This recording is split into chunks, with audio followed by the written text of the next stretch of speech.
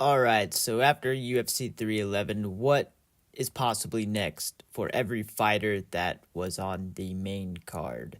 So this will be MERAB, Umar, Islam, Moicano, Yuri Prohaska, Jamal Hill, Almeida, Spivak, D. Ritter, and Holland. Alright, so of course for MERAB, I think the most obvious answer is going to be MERAB versus Sean O'Malley 2.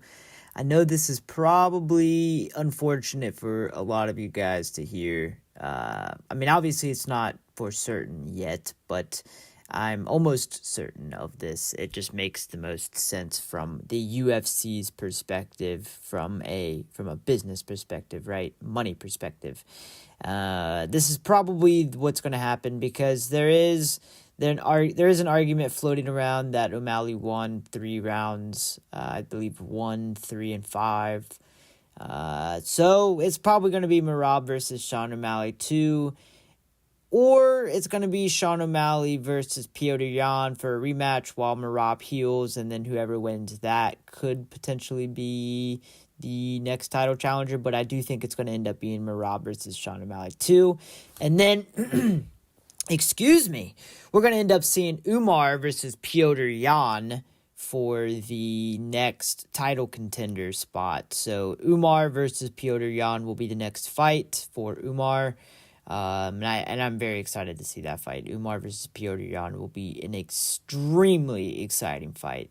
That fight will be top tier, I would say, as far as skill level goes. So I think that would pair very well. Umar, I guess, doesn't really have a conflict with Sean O'Malley. Of course, Sean O'Malley and Petr Yan have the rematch built up there if Sean O'Malley wins the rematch against MERAB. And MERAB, of course, has beef with both Umar and Petr Yan. So in the case that MERAB wins, then either one, Umar or Petr Yan, will be a magnificent setup for a next fight for MERAB in the case that he wins. So I think that's what's going to end up happening. I think, unfortunately, with the way the UFC works, even though Sean O'Malley lost the rematch, we're going to end up seeing him fight MERAB again, which I'm not that against it. I think even though the first fight was pretty boring, I'm a pretty big fan of Sean O'Malley. I like his fight style. I was really I was really disappointed, rather, to see how he performed in the first fight against MERAB. Supposedly he had an injury, a hip injury, so we'll take it with we'll go with that. We'll go with that, and hopefully the next fight is a lot better if they do end up rematching. Honestly, I'm more excited to see Umar versus Petr Yan, though. That will be a very exciting fight if that ends up coming to fruition. So, what's next for Islam and Moicano? So, I'm going to go ahead and get Islam out of the way, I guess. I think Islam's going to end up fighting more than likely the winner of Justin Gaethje versus Dan Hooker. That's happening in UFC 13. That's probably what's going to end up happening, you guys, in my opinion. And if it's Gaethje, that'll be really exciting. If it's Hooker, it'll, of course, be a rematch. But that's a pretty decently merited rematch because Islam and Hooker, when they did face, it was like many of Islam's fights on short notice. So, not that that's Islam's fault or anything, but Dan Hooker and Islam fighting again, it's not that exciting considering the fact that Islam had such a riveting finish on Hooker the first time around.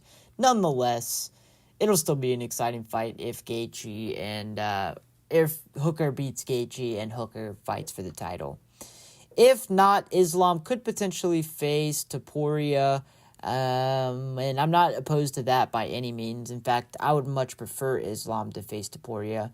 Well, really, in all retrospect, I would rather Islam face Arman Tsarukyan. I think that's, the most riveting fight at the moment.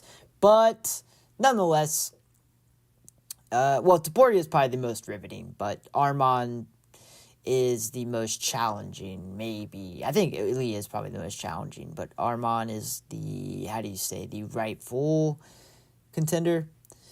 But I want to go and talk about Moicano, because I think Moicano is the most interesting one I have jotted down here. Now, I think Moicano deserves a chance to fight way up in the rankings for potentially a number one contender spot again.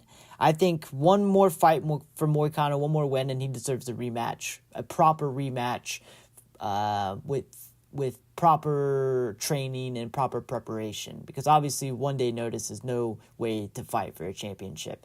So I think Moicano, Money Moicano versus Charles Oliveira for a number one contender spot would be absolutely beautiful. Aside from Gaethje Hooker, even though Gaethje just got knocked out, if Gaethje does come back and beat Dan Hooker in a very decisive victory, then I think he has merit for potentially a title shot. I don't know. It's kind of hard saying that considering there's so many contenders at lightweight, but I don't know. You could also argue Max Holloway could deserve a title shot at lightweight as well, but then what's to say about Ilya? It's all very confusing, guys, but I do think Moicano versus Charles Oliveira would be an absolutely sick fight, an absolutely astonishing fight, and I think stylistically it would be a really fun fight to watch. It'd be high-level jiu-jitsu. It'd be high-level striking, high pace. It'd be amazing. It'd be an absolutely amazing fight. Perhaps they could do it in Brazil. I don't think the UFC has anything happening in Brazil anytime soon, but nonetheless, it would still be a sweet fight no matter where they fight. So, next up, we got Yuri. Yuri's going to fight Jan Blachowicz. I always mess up his last name. Yuri versus Jan, that's already announced. We're going to talk about Jamal versus Dominick Reyes. I think Jamal versus Dominick Reyes would be a pretty sick fight. Dominick Reyes is coming off of win off of Anthony Smith, and Dominick Reyes was coming back after a long layoff. Dominick Reyes, of course, has a name. He supposedly beat John Jones. I don't think he beat John Jones. I'm going to make a video on this one day talking about going scene by scene, reiterating this fight, because a lot of people say Dominick Reyes beat John Jones, but I don't think so. I think John Jones beat Dominick Reyes, and I am willing to go scene by scene and talk about that. But I want to see Jamal Hill versus Dominick Reyes. I think both of these names pair up well. I think they'd be cool. Jamal's talked about going up to heavyweight later on, so I think the fact that Dominick Reyes kind of has that quote-unquote win over John Jones with the MMA community, it's a good look for Jamal potentially to move up to heavyweight.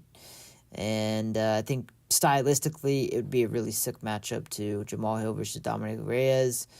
And it gives Dominick Reyes potential to move up in the rankings.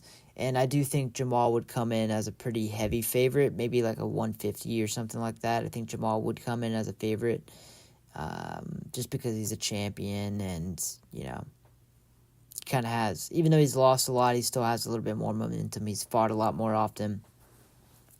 So Almeida versus Spivak, the heavyweights. I don't even have Spivak. Just give Spivak to anybody, honestly. Anybody in the top 15 or top 10 or whatever. I don't even know what to do with Spivak. Put him against freaking, I don't know, anybody. Anybody in the top 15, basically. But Almeida, I think, is going to be fighting Cyril Gane. And then whoever wins that will end up fighting John Jones versus Aspinall, if that ends up happening. That's the thing about heavyweight right now, is it's kind of in limbo right now because of the whole John Jones-Aspinall thing. What's going to happen with that, we don't really know. Supposedly they're going to be fighting. Supposedly they're not going to be fighting. We haven't heard any confirmation. So I think in the meantime, Almeida versus Cyril Gane is going to end up happening. And whoever wins that will be the next number one contender of whoever wins this next, if it ends up happening. If not, then whoever wins this fight, maybe Almeida fights Aspinall. Maybe just Almeida just fights Aspinall, I guess. Or Cyril Gane with the win off of Volkov, I guess, could fight Aspinall. It'd probably be Cyril Gane first and then Almeida. But who knows? If John Jones ends up happening, it'll probably be Almeida versus Cyril Gane. But Almeida could end up getting a title shot next. So, D. Ritter, RDR, the Dutchman. I think you put the Dutchman versus Michael Pereira next. I think versus Michael Pereira will be an exciting fight. It gives him an opportunity to move up in the rankings, and I think RDR is an easy top 15, top 10 fighter. He can be seen as kind of a gatekeeper, I guess, later on for some other fighters. I don't think he's ever going to, of course, win a title, but, I don't like to say that about people. He could definitely be a contender or win the title, who knows. But, he wasn't one FC champion, so what's to say he can't win in the UFC, right? And the finish over Kevin Holland was pretty impressive, so I think putting him against Michael Pereira, it's a chance for him to get up in the rankings, and I do think it'd be a pretty fun, exciting fight. So RDR versus Michael Pereira is the fight to make. Now, Holland versus Bo Nickel. I think Kevin Holland versus Bo Nickel is the fight to make. It gives Bo Nickel kind of an opportunity to build his name a little bit more, build some, tune-up kind of, and build his name, build his skills versus a very, very heavy UFC veteran. And I think it'll be a tough matchup for Bo Nickel, but I do think he would get the job done. And I think it gives him an opportunity to build his name some more. And not that it would do much for his ranking, it would look good on his resume to have Kevin Holland on his resume. So it's a name. So I think those are the fights to make, guys. After UFC 311, let me know what you guys think. Who do you have for each fight? And until next time, peace.